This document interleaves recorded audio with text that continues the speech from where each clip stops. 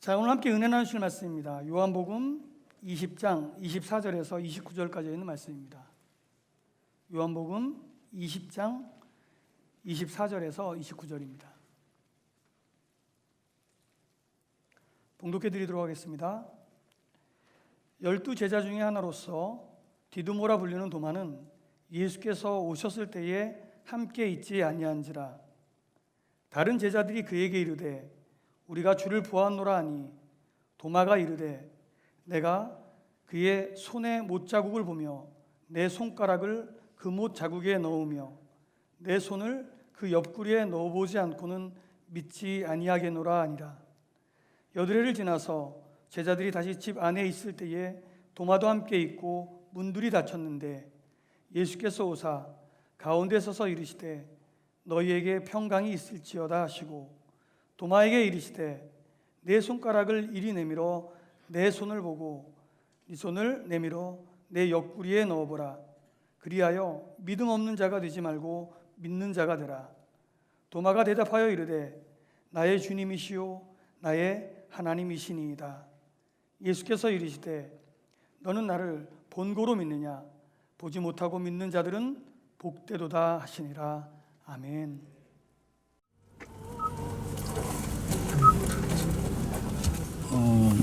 근데 목사님 지금 어디 가시는 거죠? 지금 저도 영문도 모르고 그냥 가고 지금요. 네, 어디라고 말씀드릴 수는 없고요. 부처님 만나러 갑니다.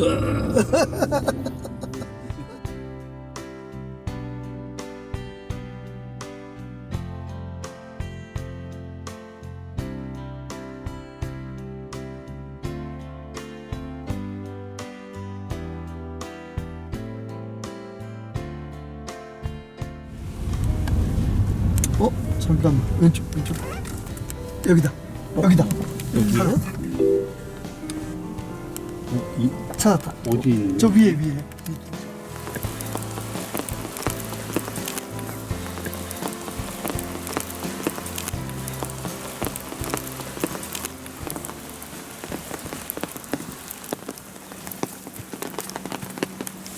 하나님 놀랍습니다. 어메이징.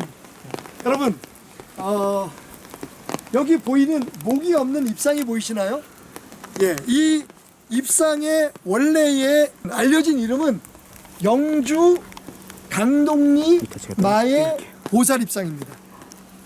근데 여러분, 제가 여기까지 서울에서 3시간 반 고속도로로, 그리고 여기 와서 이 자리를 찾느라고 저희가 거의 1시간 정도를 헤맨 것 같은데, 이 비 오는 날, 예, 여기 제가 이 부처님 보러 왔겠습니까?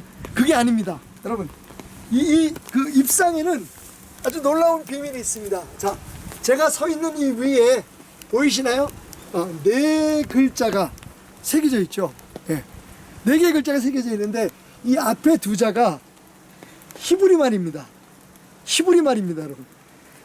이 입상이 새겨진 때가 1세기 중반 부분에서 후반 부분이라고 지금 알려져 있거든요.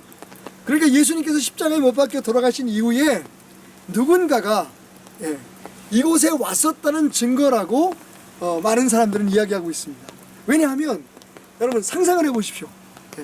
이 가야 시대의 유적이라고 알려져 있는 이 입상에 여러분 히브리 말이 적혀 있다면 믿어지시겠습니까? 이게 우리가 추측하는 것과 일치한다면 이 맨 앞자는요 타오, 그리고 두 번째 글자는 맴입니다. 히브리 말로 도마의 약자라는 거죠. 다시 말하면 이 입상이 한반도에 다녀간 도마 사도의 입상이다. 자, 몇 가지 더 두드러진 특징들이 있습니다. 여기 혹시 이 발가락이 보이시나요? 10개의 발가락이 아직 선명하게 남아있는데, 그 오랜 세월이 지났음에도 불구하고 2000년의 세월을 견뎌낸 이 도마 사도의 발가락, 이게 마치 샌들을 신은, 지금 아마 지금 돌 색깔이나 이것 때문에 잘 보이지 않으시겠지만 샌들을 신은 형태다. 일단 부처님은 아니신 거죠. 그리고 이 옷자락을 보십시오. 여기 주름이 정말 섬세하게 누군가 이 주름을 해놨는데, 이게 옛날 그 유대인들이 입었던 그 가먼트, 유대인들이 입었던 그런 그 겉옷의 모양을 가지고 있다. 뭐 그렇게 얘기하실 수 있어요. 아니 그렇게 얘기하면 다 그렇지. 그런데 여러분 그 외에도 몇 가지 증거가 있습니다. 지금은 잘 지워져서 보이지가 않는데 여기 글자가 새겨져 있는 야소 화왕 인도자. 야소는 예수를 뜻하잖아요. 중국 사람들이 예전에 그 발음을 따서 예수를 야소라고 불렀는데 야소 화왕 인도자라는 것은 예수 왕의 사도라고 하는 그런 의미를 가지고 있다고 합니다. 예수 그리스도의 사도.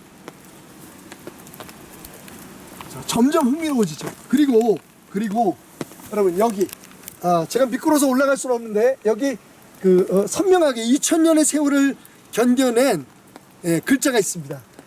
위의 글자, 맨 첫 글자는 정확하게 알 수 없지만 지자로 보입니다. 땅 지자. 그래서 지전행.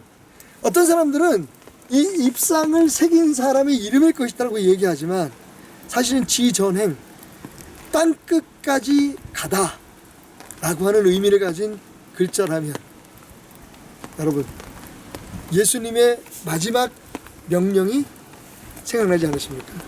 땅 끝까지 이르러 내 증인이 되리라.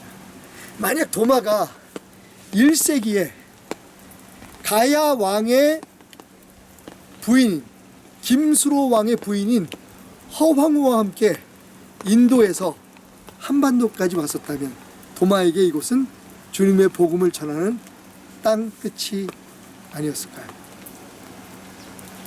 바로 이 놀라운 현장을 여러분과 함께 나누기 위해서 저희 예배팀은 여기까지 달려왔습니다. 정말 보니까 실제로 보니까 너무 감동적이고 그럴 수 있을 것 같다. 한 가지 빼놓은 게 있네. 이 중간 부분에 십자가가 새겨져 있는 그런 흔적이 있습니다. 그리고 저 손을 보십시오. 일반적인 그 부처님의 그 입상에 새겨진 손과는 전혀 다른 형태. 마치 하늘 향해 우리가 하나님을 찬양할 때 혹은 기도할 때 이렇게 두 손을 펴고 올린 것 같은 그런 모습을 하고 있습니다. 한반도까지 복음을 전하기 위해 달려왔던 도마. 우리에게 어떤 은혜를 전해주고 있을까요?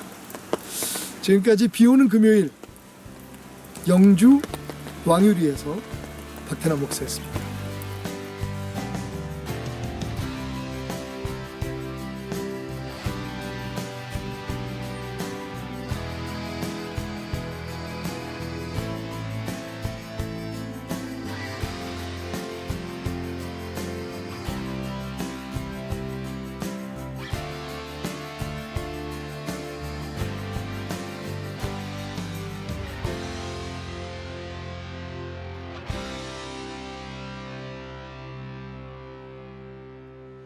이 도마의 묵상일기라고 하는 설교 시리즈를 준비하면서 사실은 그 도마 사도님께, 도마 선배님께 굉장히 미안한 마음이 있었습니다.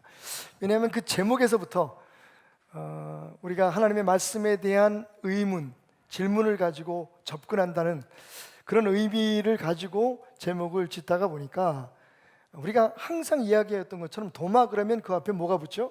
의심 많은, 그죠? doubting. 그래서 미국에는 아주 수거까지 있어요. 그러니까 누가 뭘 잠깐만 의심하고 믿지 못하면 우리가 그렇게 말합니다. Are you doubting Thomas? 당신은 의심하는 도마 같습니다. 너는 의심하는 도마야.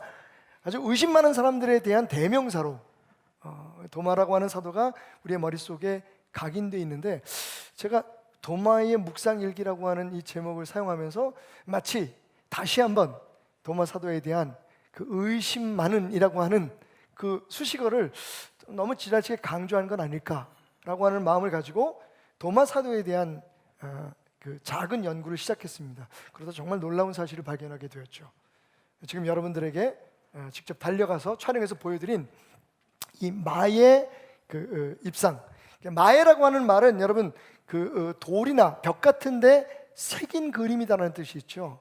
마의 불상, 입상, 서 있는 부처님의 상이라고 하는 이름을 가지고 있는 영주, 경북 영주시의 강동면이라고도 하는데 사실은 그 이름이 자주 바뀌었습니다만 원래 이름은 왕율입니다. 왕이 머물다 간 곳이다 라고 하는 뜻을 가지고 있는 아주 특이한 산동네입니다. 수박이 자라고 있고 그리고 도라지 밭이 있고 사과 과수원 길을 따라서 쭉 올라가다 보면 정말 찾기가 좀 어려웠습니다. 몇 바퀴 산을 돌아서 저희가 그 바위에 도달하게 됐는데 여러분 불을 조금만 낮춰주실까요? 뒤에 화면이 좀 보였으면 좋겠어요. 예. 자, 여러분 보시면 생각보다 직접 가보면 굉장히 웅장한데 일단 목이 없습니다. 처음부터 목을 만들지 않았든지 아니면 목이 없든지 이 입상을 보시면 아주 특징적인 부분들이 몇 개 있습니다. 말씀드렸듯이 제일 특징적인 게 여기 있는 이 네 개의 암각 글씨인데 이 돌을 파서 이 두 글자가 참 의미가 있습니다.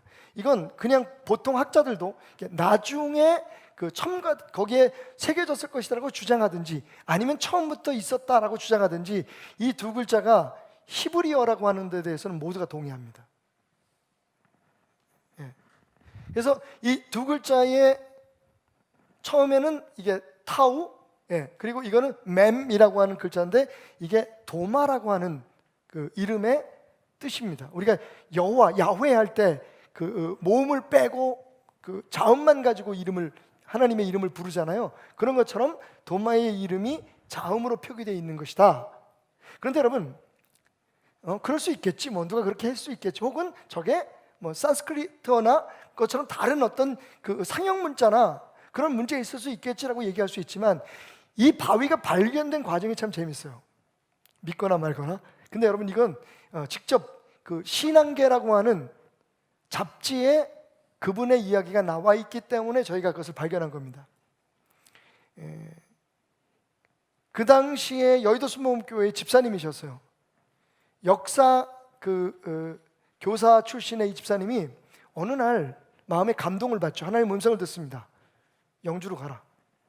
그래서 갔더니 저 바위 앞에 서서 하나님께서 여기다라는 그런 감동을 주시더래요. 근데 보니까 바위 하나가 있는데 길거리, 그때는 이제 길도 잘 나지 않은 상태인데 거기에 바위가 하나 있는데 그 바위가 온통 2000년의 그런 이끼로 덮여 있었던 거죠. 이게 도대체 뭘까라고 생각하면서 그 이끼를 이렇게 걷어내니까 거기에 이런 입상이 새겨져 있는 한 일부분이 발견된 겁니다. 그래서 동네 분들의 책에 나와 있습니다. 동네 분들의 도움을 받아서 이 이끼를 며칠에 걸쳐서 걷어냈죠. 그랬더니 거기에 나타난, 지금은 이제 이끼가 없습니다. 아주 다 걷어내서 많은 분들이, 캐톨릭에서도 그렇고 개신교에서도 많은 분들이 가서 보기 때문에 이렇게 이끼를 다 제거해 놓은 상태인데 보니까 이런 입상이 나타났는데, 그러니까 그 입상을 발견한 과정도 재밌는 거죠, 그죠? 물론 여전히 논란이 있습니다. 왜냐하면 여기 새겨진 저 히브리어가 우리가 현대에 쓰는 히브리어와 히브리어가 같다라고 하는 그런 논쟁의 그런 이슈도 있고요.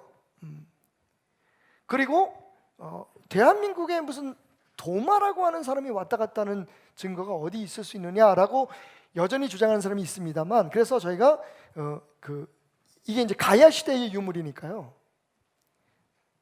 삼국 유사를 한번 찾아봤습니다. 이 삼국 유사에 나오는 원문입니다. 여기 삼국 유사 원문 다 이해하시겠죠?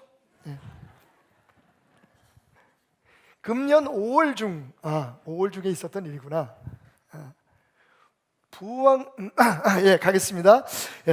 이런 얘기예요. 그걸 번역해 놓은 게 있는데, 여러분 이건 삼국유사에 있는 겁니다. 저희가 만들어낸 게 아니라 실제적으로 여기 이제 물음표가 있는 건 이걸 호환해서 PPT를 만들다 보니까 읽지 못하는 한자가 있어서 이렇게 됐다는 걸 양해해 주시기 바라고요. 원래 원문에 물음표가 있었던 건 아닙니다.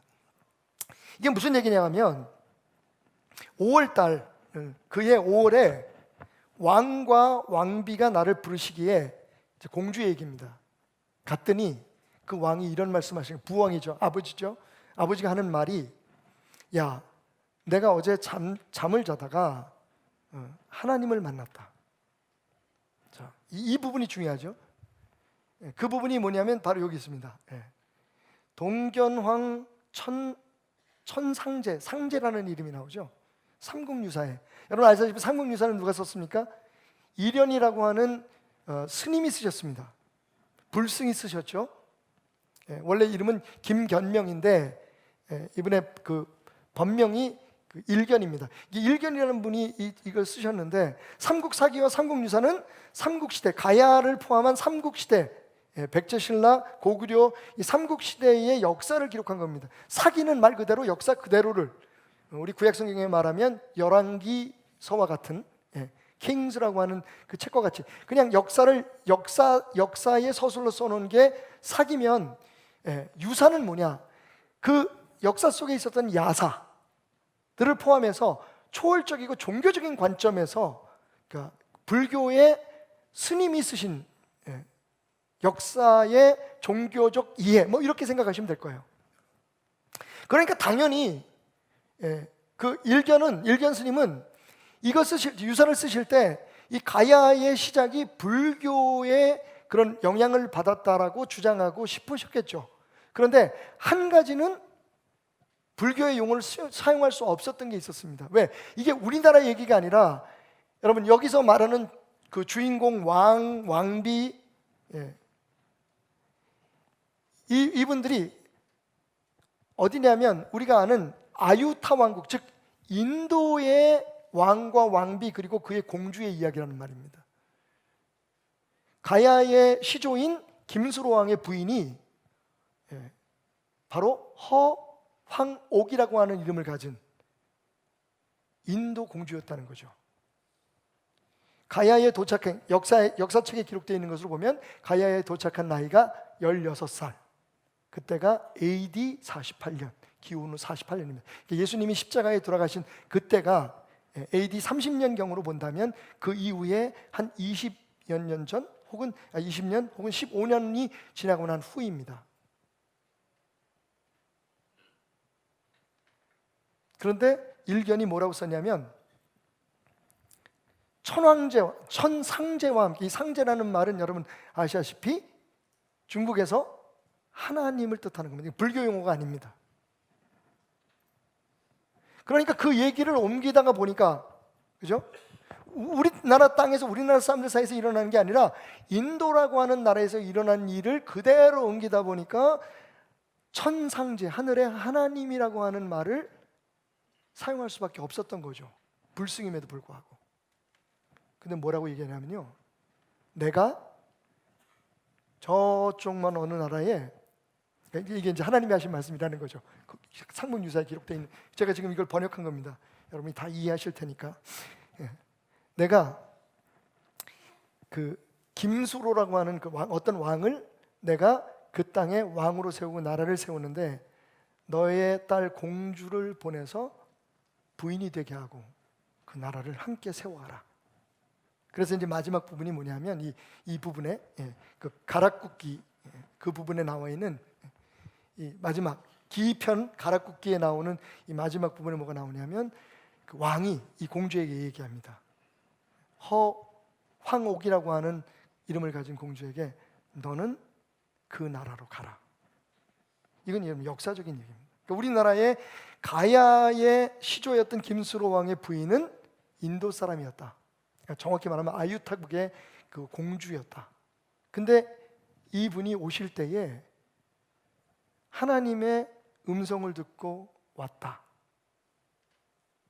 그리고 놀라운 건 공주가 올 때에 이미 그는 크리스찬이, 우리 표현을 하면 기독교인이었고, 그리고 심지어는 김수로 왕에게 세례를 주었다고 하는 그런 야사까지도 존재하고 있습니다. 가야라고 하는 이름은 물고기입니다. 막 이렇게 막 붙여대니까 막 그런 것 같지, 그치? 근데 심지어는요, 그 문양이, 김수로 왕을 상징하는 문양이 뭐냐면요, 그 잔에 2마리의 물고기가 이렇게 걸쳐 있는 거예요. 지금 우리가 많이 보는 오병이어의 기적을 형상화한 그 그림에 거의 유사한 그림입니다. 와. 자, 지금까지 여러분들에게 드린 말씀대로 한다면, 제가 그거를 인터넷에서 그 기사를 보고, 그리고 우리 이건희 목사님, 서원희 전사에게 조사를 제가 자료 조사를 요청했죠. 그리고 그 조사를 모아서 야, 이건 그냥 있으면 안 되겠다. 일주일 전에 그걸 알게 됐는데 안 되겠다. 그래서 나를 기다리고 비가 계속 오잖아요. 그래서 에이, 오늘은 하나님께서 지켜주시겠지. 그러고 저희가 차를 타고 지난 금요일 새벽에 출발해서 직접 그 바위를 가서 봤는데, 와, 자, 다시 그림으로 갑시다. 몇 가지 특징을 더 말씀드리겠습니다. 이 손이에요, 손. 여기 아까 말씀드렸던 샌들을 신은 것 같다 이런 건 다 떠나서 이 손 모양을 한번 보십시다. 이게 여러분 일반적인 우리나라의 부처님 입상의 손이 아닙니다.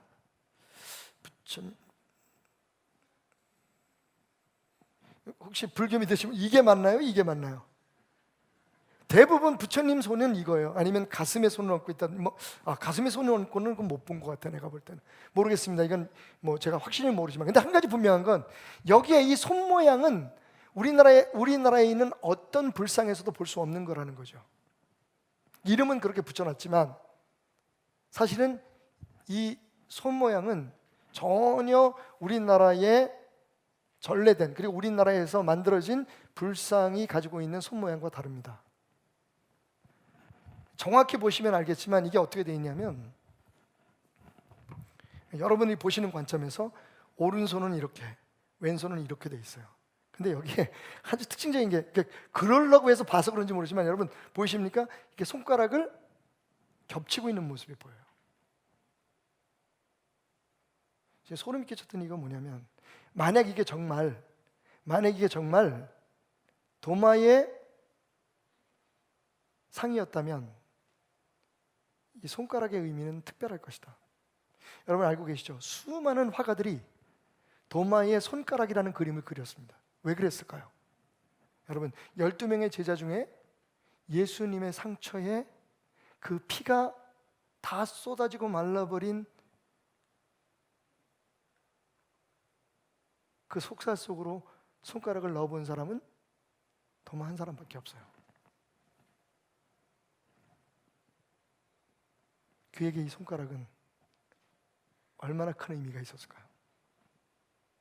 거기에 지전행, 땅끝까지 행한 사람, 이런 야소, 화왕, 인도자, 이런 이 글들이 있는 것 다, 그건 누가 다 애덕할 수 있잖아요. 누가 나중에 다 첨가할 수 있는 부분이라고 할지라도 이 상이 발견된 그 과정이나 혹은 그 상 주변에 있는 모든 그 상황들이 어쩌면, 그리고 심지어는 우리나라의 역사에까지 도마라는 사람이 실크로드를 따라 인도까지 갔다. 그건 여러분 도마복음에도 나오는 얘기고, 그리고 우리가 알고 있는 것처럼 도마에 대한 많은 사람들이 인도까지 복음을 전했던 예수님의 사도로 알려져 있습니다. 그리고 그의 무덤이 사실은 인도에 있어요. 지금도 도마 기념교회가 있는데 거기에 도마의 그 순교지가 있습니다. 힌두교 그 사제들의 창에 찔려 죽었다.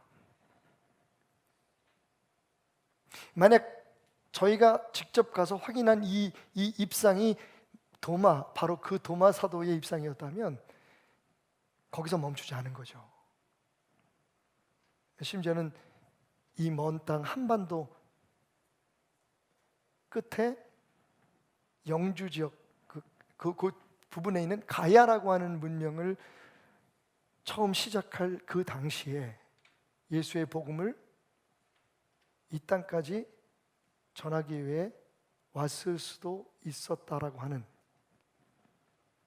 우리 한 번도 생각해 보지 못한 놀라운 사실을 우리는 생각해 볼 수 있다는 겁니다. 자, 도마 얘기해 봅시다. 우리가 말씀을 읽으면서 처음으로 갖는 질문은 이런 겁니다. 도마는 정말 의심 많은 찌질이었을까? 찌질이라는 말을 써서 죄송합니다만, 여러분 도마하면 항상 부정적인 그런 어떤 이미지가 있어요. 왜냐하면 그 앞에 항상 붙는 의심 많은. 근데 한번 물어봅시다, 여러분. 의심 많은 게 나쁜 건가요? 질문 많이 하는 사람이 나쁜 건가요?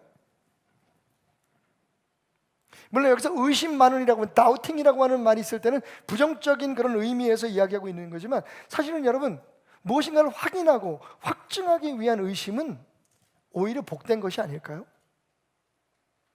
우리는 도마를 의심 많은 도마라고 얘기합니다. 왜냐하면 오늘 25절의 말씀 보니까 그가 뭐라고 얘기하냐면, 제자들이 주님을 보았다. 살아나신 주님이 우리가 이렇게 숨어 있는 이 다락방에 왔다. 그때 도마가 없었어요. 그 자리에 도마만 없었어요. 그런데 그 도마에게 그렇게 얘기합니다. 주님을 봤다. 우리가 그분 살아나신 게 맞다. 그게 도마가 뭐라고 얘기하냐면, 내가 그의 손에 못자국을 보며 내 손가락을 그 못자국에 넣어보고 내 손을 그 옆구리에 넣어보지 않고는 믿지 아니하겠노라. 여러분, 정말 나는 못 믿겠다는 겁니까? 이런 과정을 거치지 않고 나는 예수의 부활을 인정할 수 없다는 거죠. 믿을 수 없다는 겁니다. 맞습니다. 그래도 믿어야죠. 이게 그동안에 우리가 도마를 향한 우리의 판단이었습니다. 근데 여러분, 그래서 도마에 대해서 성경에서 다시 한번 찾아보았습니다. 이 공관복음의 도마는 그냥 이름만 나옵니다. 12제자를 얘기할 때 도마와 누구누구를 불렀다라든지 도마가 거기 있었다든지 이름만 등장하는데, 특이하게 요한복음에는 도마에 대한 그 일화가 오늘 본문 말씀을 포함해서 3번 등장합니다. 첫 번째는 어디서 나오느냐? 요한복음 11장 16절. 여러분, 무슨 사건이 있었는지 아시죠? 나사로가 죽습니다. 마르다와 마리아의 형제인 나사로가 죽고, 그 죽었다는 소식을 들은 후에 예수님께서 당장 그 베다니로 가지 않으시고 그냥 며칠을 기다리십니다. 그리고 나서 예수님께서 마침내 자, 이제 가자라고 말씀을 하십니다. 그때에 요한복음 11장 16절에 디두모라고 하는 도마가, 여기서 디두모라고 하는 말은 쌍둥이라는 의미를 가지고 있는 그 이름입니다. 도마는 아람어로 디두모를 이야기하는 거고요. 그러니까 이 도마에게는 별명이 있었던 것 같아요. 그리고 그 이름은 쌍둥이를 뜻한 것 같습니다. 누구의 쌍둥이인지는 모르겠어요. 다른 제자들에게 말하되 우리도 주와 함께 죽으러 가자 하니라. 여러분, 이 말을 한 게 누구냐면, 우리 별로 관심을 안 쏟았지만 이게 바로 내가 손으로 직접 예수님의 상처를 만져보기 전엔 예수님을 믿을 수 없다라고 얘기했던 그 의심 많은 도마였다는 겁니다. 근데 여러분, 상황을 보세요. 재밌지 않으세요? 사람이 죽어서 그 죽은 그 나사로에게 우리로 표현하면 문상을 하러 간다는데, 우리도 주님과 함께 죽으러 가자라고 얘기를 합니다. 그 당시에 제자들은 예루살렘 근처에 있는 베다니에 간다는 건 곧 죽음을 뜻한다는 것을 알고 있었을지도 모릅니다. 그런데 12명의 제자 중에 그 아무도 나서지 않습니다. 그때 제일 먼저 나선 게 누구냐면 바로 우리가 말하는 그 의심 많은 도마였어요. 예수님 가신단다. 우리 예수님과 함께 죽으러 가자. 혼자 보내드릴 수 없다. 여러분, 우리가 생각했던 도마와 전혀 다른 도마를 만납니다. 그죠? 종합해 보면 그분은 의심이 많은 분인 것이 틀림없지만 많은 질문을 했습니다. 그럼에도 불구하고 사실은 그는 나서야 될 때는 나설 줄 아는 용기도 있었다는 겁니다. 적어도 자기가 확신하고 있는 것에 대해서 자기의 생명을 바칠 만큼 용맹스러운 사람이었다는 거죠. 그렇다면 혹시 요나는 질문이 많은, 모든 것을 확증하고서야 믿을 수 있는 신앙적 실증주의자가 아니었을까요? 여기서 실증주의자는 물론 철학적인 개념으로는 계몽주의의 반대가 되는 말이라고 생각할 수 있지만 이렇게 이해하시면 좋겠어요. 그 중에 그러니까 직접 내가 확인하고 내가 직접 만져보고 내 눈으로 봐야만 믿는 사람들 있잖아요. 도마는 그런 성품의 그런 본성을 가진 사람은 아니었을까요?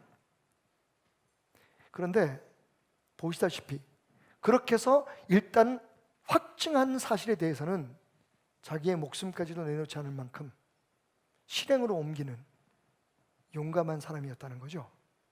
또 있습니다. 요한복음 14장 5절. 자, 역시 여러분도 이 말씀 하십니다. 예수님께서 제자들에게 이제 하늘로 이제 가실 것을 이야기하시면서 이렇게 말씀하시죠. 너희는 마음에 근심하지 말라. 하나님을 믿으니 또 나를 믿으라.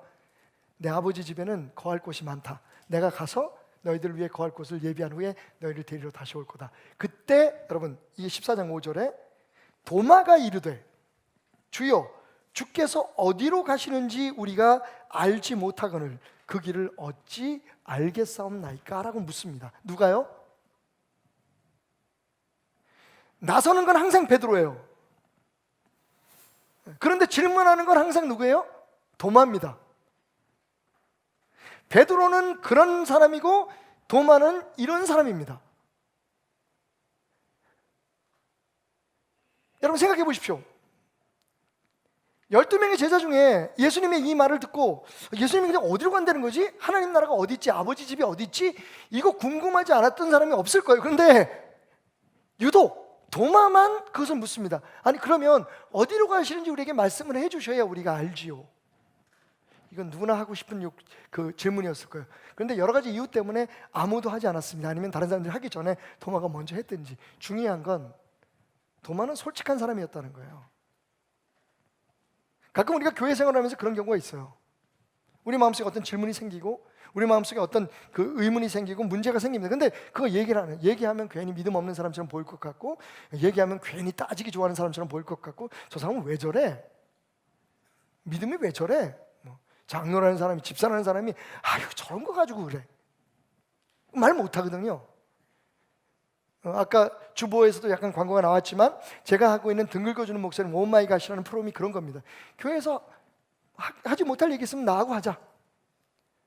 참 다행스러운 건 우리 교인들은 질문이 없더라고요.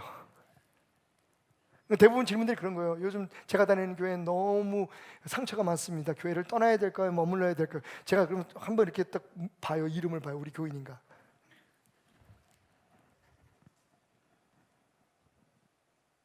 도마는 여러분 내가 만져보지 않고 믿을 수 없다라고만 얘기한 사람이 아니라 그렇게만 말할 수 있는 사람이 아니라 예수님과 함께 죽으러 가자라고 얘기할 수 있었고 그리고 궁금한 거 다른 사람들이 다 궁금하지만 묻지 못하는 질문에 대해서 용기 있게 물을 줄 아는 사람이었어요. 그는 자기가 가지고 있는 질문에 대해서 의문에 대해서 확인하고 싶은 사람이었다는 거예요.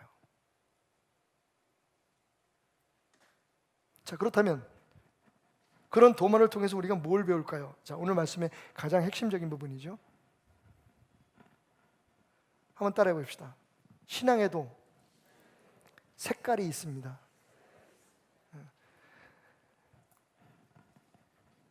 자기다움으로 주님을 따르십시오. 나다움으로 주님을 따르라는 거예요. 오늘 핵심이 그겁니다. 여러분 왜 우리는 도마가 만져보지 않고는 믿을 수 없어요 라고 얘기한 부분만 생각하죠? 그 다음에 28절에 뭐라고 얘기합니까? 28절에 그렇게 진짜 이렇게 궁금해했고 알고 싶었는데 8일 만에 다시 찾아오신 예수님께서 당신의 상처를 만지게 하십니다. 그걸 만지고 난 다음에 도마가 뭐라고 고백하냐면 도마가 대답하여 이르되 나의 주님이시요 나의 하나님이시니이다. 이렇게 고백하고요. 도마는 인도까지 12제자 중에서 제일 멀리 어쩌면 한반도까지 복음을 전하기 위해서 목숨을 걸고 자신이 확인한 그 믿음, 확증한 믿음에 대해서 치열하게 살아낸 사람이었다는 거예요.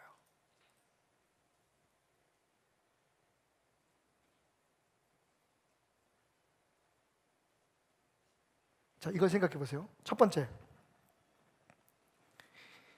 우리가 생각하는 그 의심 많은 믿음 약한 도마를 예수님이 찾아오셨습니다. 아멘. 오늘 26절 말씀이 그거예요. 여드레를 지나서 제자들이 다시 집안에 있을 때에 도마와 함께 있고 문들이 닫혔는데 예수께서 오사 가운데 서서 이르시되 너희에게 평강이 있을지어다. 자, 예수님의 그 부활하신 후에 두 번째 주일에 예수님께서 제자들을 다시 찾아오신 장면이죠. 지금 우리가 읽었던 24절부터 29절까지의 말씀입니다. 여러분, 적어도 요한이 관찰한 것에 의하면, 요한이 이 말씀을 기록한 목적에 따르면 그날 예수님께서 그곳에 다시 찾아오신 이유는 도마 때문이었습니다. 맞나요? 맞습니다. 다른 얘기는 없어요. 첫날, 그러니까 예수님이 부활하신 그날, 예수님이 살아났다고 하는 이야기를 여인들을 통해서 들은 두 명의 제자가 달려가서 예수님의 빈 무덤을 봅니다. 와, 예수님이 살아났다. 그 얘기를 하자마자 여러분, 제자들의 반응이 어땠어요? 도망가자였어요. 도망가자. 야, 이러다 우리도 죽어. 이건 누구 이제 예수의 시체를 누가 훔쳐가고 부활했다고 우리 그렇게 얘기를 만들어갈 거야. 그래서 우리를 죽일 거야. 우리 다 숨자. 그래서 지금 다락방에 저녁에 달달달달 예수님이 살아나셨다는 얘기를 듣고도 달달달달 떨고 있는데 그 자리에 도마가 없었어요. 예수님이 나타나셨습니다. 벽을 통과해서 들어오셨죠. 모든 사람들이 다 와, 살아나는 건 맞네. 예수님께 그들에게 평안을 얘기하고 떠나셨어요. 그리고 제자들이 도마를 만나서 얘기했겠죠. 야, 우리 예수님 봤어 진짜. 근데 여러분, 추측컨대 그리고도 제자들은 세상에 나가지 못했습니다. 그죠? 여드레째라고 얘기하는 것은 그 히브리 사람들 계산법으로 말하면 그날을 포함해서 8일이니까, 그죠? 우리가 예수가 3일 만에 부활하셨다 그러잖아요. 사흘 만에 부활하셨다는 말도 그 얘기입니다. 그날을 포함해서 3일이기 때문에 그러면 꼭 일주일 후예요. 다음 주일날이에요. 예수님이 부활하신 그 다음 안식일 다음 날인 주일날, 그때 그 자리에 도마도 있었어요. 예수님께서 찾아오셨습니다. 그리고 도마에게 당신의 상처를 직접 그 손가락으로 만지게 하셨습니다. 그리고 그 다음부터 이야기는 끊겨요. 예수님이 도마를 위해서 오셨습니다. 그 의심 많은 그 도마를 위해서. 저는 그런 면에서 도마 사도에 대해서 우리가 좀 재해석이 필요하다고 생각해요. 중요한 건 그렇습니다, 여러분. 말 많고 의심 많고 예. 근데 중요한 건 예수님이 그를 버리지 않았다는 겁니다. 예수님의 놀라운, 하나님의 놀라운 계획 속에 도마는 있었습니다, 여러분. 그의 성품과 관계없이, 그의 어떤 태도와 관계없이, 여러분, 예수님은 그를 사용하시기를 원했고, 그래서 그를 직접 찾아오셨습니다. 우리가 무슨 말 하겠습니까? 근데 우리는 어떻습니까? 우리 나름대로 아주 정형화된 좋은 신앙, 나쁜 신앙, 옳은 신앙, 잘못된 신앙이라고 하는 그런 신앙의 딱 틀을 만들어 놓고 거기에 맞는 사람들, 맞지 않는 사람들을 구분합니다. 그러니까 도마는 그 오랜 세월 동안 너무 억울하게 괜히 질문만 많이 하고 의심만 많은 사람, 보지 않고 믿으면 좋았을 거라고 예수님이 말했잖아 라고 얘기를 합니다. 그런데 여러분, 그렇게 의심했기 때문에 도마는 예수님의 그 상처를, 맨살을 만들어 본 것은 아닐까요? 저는 이 말씀에서 누가 생각났냐면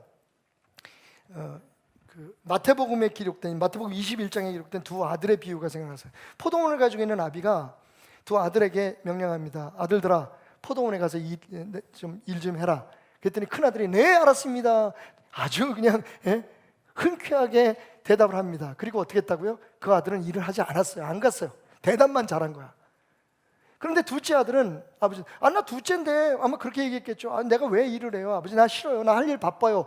그렇게 얘기해놓고 무슨 생각이었는지 그 마음에 변화가 생겨서 그가 가서 아버지가 요구했던 모든 일을 마쳤습니다. 여러분, 둘 중엔 어떤 사람의 신앙이 좋은 신앙일까요? 예수님의 결론은 분명합니다. 여러분, 우리가 이거 착각하면 안 돼요. 사람들이 인정하고 우리 교회의 전통이 인정하고 그동안에 우리가 가지고 있던 그런 개념에서 저 사람 믿음 좋아, 저 사람 저렇게 믿어야지, 그런 사람이 다 주님께서 보실 때에 믿음이 좋은 사람이고, 우리가 흔히 말하는 교회 나오는데 왜 이렇게 저렇게 소극적이야, 왜 사람들 앞에 나와서, 어떤 사람은 저처럼 막 떠들기 좋아하는 사람이 있는가 하면 어떤 사람은 조용히 예수를 믿는 사람이 있잖아요. 어떤 사람은 큰 소리로 기도하기를 좋아하는 사람이 있으면 어떤 사람은 묵상으로 기도하는 사람이 있고, 어떤 사람은 길게, 솔직히 제가 목사로서 제일 부러운 사람 중에 하나가 뭐냐면 너무 쉽게 오랜 시간 기도하는 사람 부러워요. 목사 입에서 이런 말이 나올지 여러분 모르셨죠? 솔직히 저는 그런 분들을 보면 되게 부러워요. 아니 어떻게 저렇게 기도를 오랫동안 할 수 있을까? 보니까 공감 가시는 분들이 많네. 98.45%가. 근데 생각했어요. 그래서 때로는 그런 사람이, 나도 저런 사람이 되고 싶어요 주님, 그렇게 기도하다가 제가 생각한 게 뭐냐면, 야, 그냥 너는 너대로 살아. 왜? 내가 너를 그렇게 만들었으니까. 제가 제일 부러워하는 목회자가 어떤 스타일이냐면, 치밀한 분이에요. 모든 걸 계획을 착착착착 세워가지고 그 계획대로 착착착. 저는 굉장히 좀 즉흥적인 면이 있고, 그죠? 예? 저는 하루에도 화성 금성 왔다 갔다 합니다. 몇 번씩. 그러니까 미쳤지. 설교 준비 안 하고 영주까지, 그것도 금요일날 새벽에. 제가 못 들은 것 같지만 이건희 목사님하고 서원희 전사님하고 화장실 가면 그랬어. 아이씨, 담임 목사 잘못 만나가지고. 근데 궁금해, 못 참겠어. 거기 나와 있는데 그거 내가 설교하고 싶은데 그냥 못하겠어, 안 보고는. 그래서 가서 직접 확인해 보니까 있더라는 거예요. 그 목사님들과 함께 여행을 하면 어떤 분들은 진짜 모든 게 철저해요. 오늘 몇 시에 어디 도착해서 거기서 식당은 어디에서 뭐 밥을 먹고, 거의 무슨 여행 가이드 수준으로 계획을 짜십니다. 근데 저는 가다가 이렇게 좋은 식당이 있으면 거기, 목사님 우리 저기서 밥 먹고 가면 안 된대. 우리가 정해놓은 데가 있기 때문에 거기까지 가야 돼. 아니 뭐 그게 급할 거지. 우리 여기 저거 되게 맛있어 보여. 진짜 제일 좋은 방법이 뭐예요? 그분은 가라 그러고 난 여기서 먹으면 되는데 그게 또 안 돼. 우리 안에도 있어요. 우리 6분의 목사님이 있죠. 목사님마다 다 성격이 달라요. 어느 게 옳은 걸까요?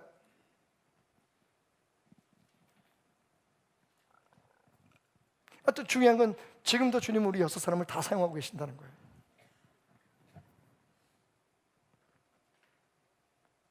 한국교회 여기 빨리 벗어나야 돼요.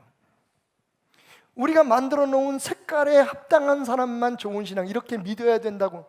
근데 사실은 그것도 참 재밌는 게, 그렇게 믿어야 되는 이유가 뭐냐면, 그래야 하나님 앞에 복을 받고 그래야 교회를 성장시킬 수 있는 사람이 되기 때문에. 여러분, 오늘 제가 컬럼에도 나와서 이게 곽선희 목사님의 설교 예화를 제가 약간 발췌해서 정리를 했는데, 예수님께서 지금 막 새로운 회사를 경영하시기 위해서 인재들을 영입하는 작업을 하십니다. 12제자들에 대한 그런 신상이나 이런 설명서들을 다 경영상담소에 보내고 그 사람들에 대해서 평가를 해달라고 얘기를 했어요. 그래서 회답이 왔습니다. 시몬 베드로, 정사가 불안하고 성격이 너무 과격함. 야고보와 요한 형제, 개인적 유익에 급급하여 내적 분쟁의 원인이 될 가능성이 있음. 마태, 부정한 세리 출신으로서 회사의 평판에 심각한 악영향을 미칠 가능성이 있음. 도마, 만사를 부정적으로 보고 질문이 너무 많음. 결론, 일반적으로 모두 너무 학력이 낮고 경험이 부족하고 공동체 개념이 없고 협동정신이 약할 뿐 아니라 경영 관리자로서 적당치 않은 사람들 뿐입니다. 굳이 한 사람을 추천하라고 하면 그 가운데 가장 유력한 자는 가룟 유다입니다. 그는 똑똑하고 예민하고 사교성이 있을 뿐 아니라 고위층과의 인맥도 있고 냉철한 판단력을 가졌습니다. 이 한 사람을 추천합니다.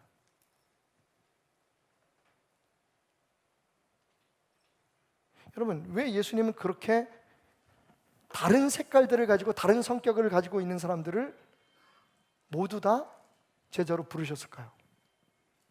특별히 이 질문 많고 의심 많은 도마를 왜 끝까지 포기하지 않으셨을까요? 그 정도가 아닙니다. 그 다음 구절을 보십시오. 예수님께서 도마에게 당신의 상처를 만지게 하시죠. 그 사람이 가지고 있는 그 신앙의 모습대로 예수님은 그를 치유하시고 회복시키시고 그를 만나주신 겁니다. 그래서 조금 도마에 대해서 긍정적으로 설교하시는 분들은 이런 말씀합니다. 그가 의문을 가졌으니까 그 상처를 만져봤지. 맞습니다, 여러분. 안 만져보고 믿을 수 있는 사람은 안 만져보고 믿는 거고, 만져보고 믿어야 되는 사람은 만져보고 믿을 수 있도록. 왜? 예수님이 그렇게 우리를 만드셨고, 그리고 그것이 궁극적으로 주님을 따르는 것에 큰 차이를 나타내지 않기 때문입니다. 많은 분들이 이제는 익숙해서 이제 질문도 안 하시는데 초창기에 목사님 왜 강대상을 안 쓰십니까? 그렇지 않아도 그 짧은 다리를 보는데 항상 불편합니다. 사과깨짝 같은 거 하나 갖다 놓고. 근데 여러분, 어떤 분들은 그렇게 얘기하죠. 나는 강대상이 없으면 설교를 못해. 강대상에 딱 서셔가지고 두 손을 딱 잡고 서셔서 말씀을 하셔야, 그리고 원고를 펴놓고 해야만 설교가 되시는 분이 계세요. 저는 강대상이 있으면 답답해서 설교를 못하겠어요. 이제 여러분하고 이렇게 대화하는 게 너무 좋아요. 또 여전히 그렇게 생각하시고, 대화는 무슨 대화, 혼자 다 떠들면서. 여러분, 눈빛만 봐도 알죠.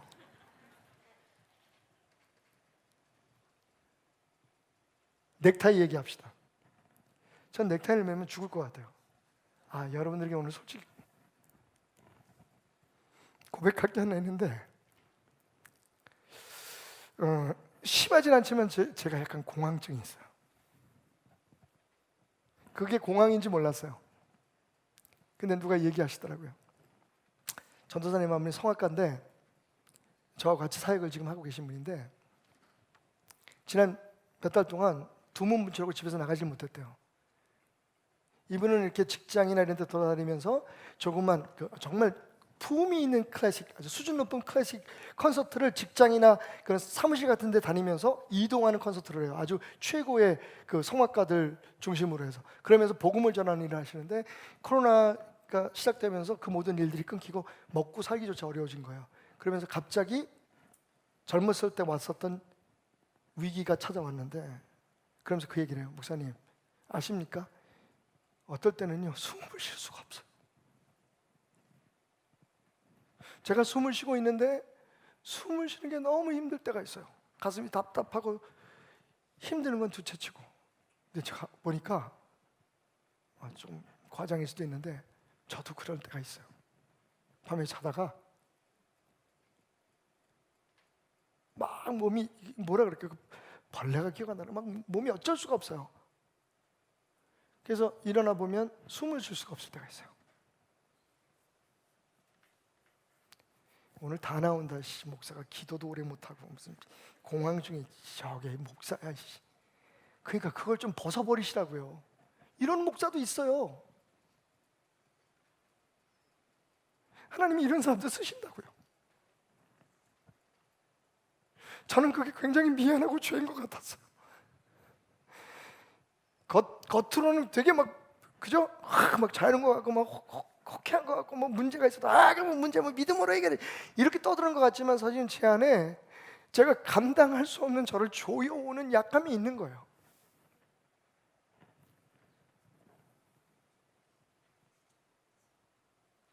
근데 하나님이 그런 저를 찾아오셨어요. 그리고 지금도 포기하지 않으시고 좀 괜찮을 때는 쓰세요. 심각할 때는 그냥 채우고. 억울할 때 많아요, 여러분. 힘들 때 많아요. 그리고 제가 진짜 이거 내가 잘못했어 그래서 제 마음속에 후회되고 아픈 일도 있어요. 이게 저의 때뿐만 아니라 아버지 때부터 우리 베델교회를 통해서 흘러왔던 제 마음속에 짐들이 있어요, 여러분.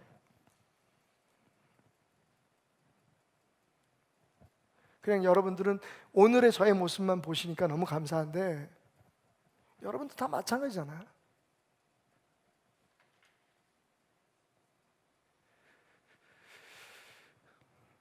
그렇게 방황하던 저를, 그렇게 약한 저를 약한 그대로 주님은 만나 주셨어요. 그래서 제 사역 자체가 그런 거예요. 뭔가 좀 그래, 넥타이를 맬 수가 없어요. 넥타이를 매면 죽을 것 같아요, 솔직히.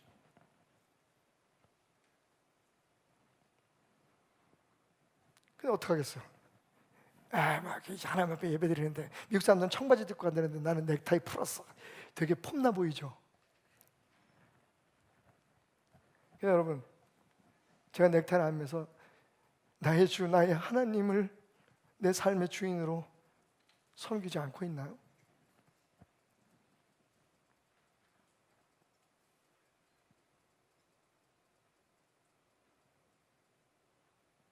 저는 오히려 그래서 저의 그 약함에 그렇게 숨을 쉬지 못하고 답답해서 몸부림치고 일어서서 막 제자리에서 뛰고 안마 의자에서 몇 시간을 누워 있어야 되는 그 밤에 저를 위로해 주시고 찾아오시는 주님을 만날 수 있어요. 여러분은 그런 주님 못 만나죠? 네, 여러분. 잘났으니까 잘난 사람은 잘난 대로, 못난 사람은 못난 대로 주님이 찾아오셔서, 여러분 중요한 건 내가 어떻게 그분 앞에 고백하고 살아간, 다짐하고 내가 어떤 교회 생활하느냐가 중요한 게 아니라, 여러분 왜 우리는 도마의 그 마지막 고백을 인정해 주지 않고 매일 질문한 것만 생각하나요? 그 질문 끝에 도마는 이렇게 얘기합니다. 나의 주, 나의 하나님이요. 그리고 여러분 그 자기의 고백을, 신앙 고백을 죽을 때까지 치열하게 지켜서, 여러분 그 12제자 중에 가장 그렇게 장담했던 모든 사람들을 제치고 가장 먼 곳에 복음을 전하기 위해서 달려와서 순교한 사람이 도마예요. 예수님은 그걸 아신 거죠. 우리는 그걸 인정해 주지 않지만.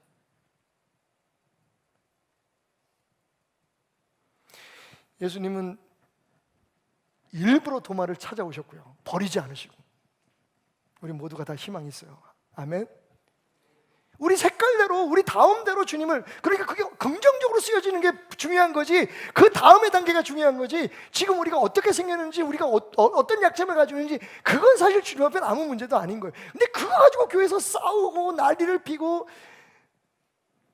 서로 판단을 하고, 저는 사람은 믿음이 없어, 어떻게 누가 이럴 수가 있어, 장로가 집사가 어떻게 이렇게, 여러분 그 모든 것들이 얼마나 어리석은 우리들의 고백인지를 생각해 보라고요. 주님이 그랬으면 12제자는 전부 다 해체죠. 내가 잘할 수 있는 거 가지고 다른 사람을 판단하지 말라는 거예요. 내가 못하는 것 때문에 다른 사람을 부러워할 것도 없다는 거예요. 있는 모습 그대로 중요한 게 뭡니까? 나의 주, 나의 하나님을 고백하는 거예요. 나의 주, 나의 하나님을 고백하는 거예요. 입으로가 아니라, 종교적 행위의 열심이 아니라, 내 삶으로 나타나는 게 남 평가하고 판단해서 내가 더 나아져 보이는 게 아니라, 아, 저 사람은 저렇구나, 내가 기도해 줘야지, 아, 저 사람은 나보다 내가 좀 본받아야지, 나도 저랬으면 좋겠어. 그런 마음을 가지고 우리가 각자의 색깔을, 마치 우리 어린 손녀가 부르는 동요 속에 크레파스 상자 속에 무지개 세상이 있죠. 빨주노초 파남보라. 여러분 다 하나님께서 우리를 각자 다르게 만드셨는데, 심지어는 거룩한 예배를 위해서 우리가 이렇게 옷을 차려입고 성가대가 가운 입고, 저는 그거 반대하지 않습니다. 좋죠, 예배를 위해서. 근데 만약 그렇게 안 하면 그게 뭐 이상한 것처럼, 그래서 장로님들은 다 똑같은 옷을 입고, 권사님들은 다 똑같은 걸 빠지 달고, 교회에서 내가 누구라는 걸 꼭 과시해야 되는 그런 상황에 지금 우리의 믿음이 멈춰 있다면, 주님이 어떻게 자유롭게 우리를 통해서 일할 수 있겠어요? 다 담임 목사를 닮아가야 되고, 교회에서 만들어 놓은 틀과 그 교회의 신조에 따라 다 똑같이 같은 방향으로 흘러가고, 쫙 줄을 서서 도열하고. 여러분 그게 정말 교회냐고요? 우리가 꿈꾸는. 약한 사람은 약한 대로 하나님 쓰신다니까요. 의심 많은 사람은 의심 많은 대로 하나님께서 쓰신대. 중요한 건 우리의 입에, 우리의 가슴에, 우리의 삶에 나의 주, 나의 하나님이라는 고백이 있느냐 하는 거예요. 내 삶의 주인이 아닌데 그분이 내 입으로 뭘 떠들면 무슨 도움이 되겠어요? 맞아요, 여러분. 도마는 참 약한 사람이고, 많은 사람들에게 손가락질을 당할 만한 약한 믿음을 가졌어요. 근데 여러분, 저는 왜 그런 도마의 고백에 대한 예수님의 말씀이 책망이 아니라 격려로 들리죠? 오늘 28절 말씀에 도마가 예수님의 그 상처를 만지고 난 후에 나의 주, 나의 하나님이요 라고 고백을 하니까 예수님은 이렇게 답하십니다. 도마야, 너는 나를 본고로 믿느냐? 보지 못하고 믿는 자들은 복되도다. 여기서 보지 못하고 믿는 자들은 아마 오늘 우리일 거예요. 근데 이 말씀이 감히 비교도 못하겠지만, 그래, 사람들이 지적하고 손가락질하고 판단할 만큼 목사로서 연약한, 주의 종으로서 연약한 부분이 참 많은 제게는 어떤 격려로 들리냐면, 대남아, 이제껏 보지 않고 믿느라고 얼마나 고생이 많았니? 힘들었지? 그런데 네가 그 약함을 극복하고 나를 나의 주요, 나의 하나님이라고 고백해 주니까 너무 고맙구나. 장하다, 내 아들아. 그래서 그렇게 말씀하시고, 너는 복음 믿었으니까, 너는 만져복 믿었으니까 너는 불합격, 이렇게 얘기하셨냔 말이에요.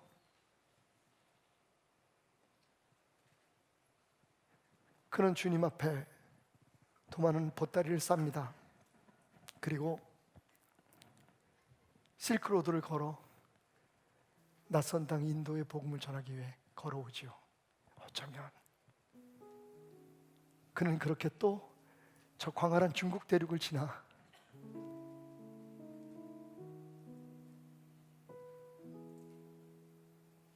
배를 타고 산을 넘고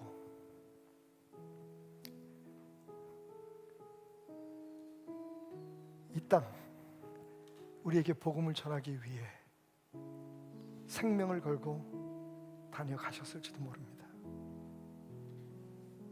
여러분, 우리 모두에겐 다 색깔이 있습니다. 제발 좀 그 색깔을 인정하세요. 중요한 건 그 색깔이 더 찬란하게 주님 손에 빛을 낼 수 있었으면 좋겠다는 거예요. 우리의 약함이 오히려 주님을 더욱더 의지하고, 그래서 주님 앞에 쓰임 받는 게 중요한 겁니다.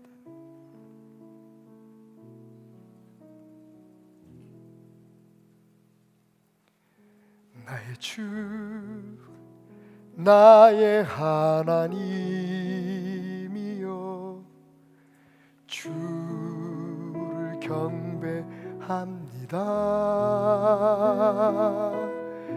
주 사랑하는 나의 마음을 주께서 아시나이다.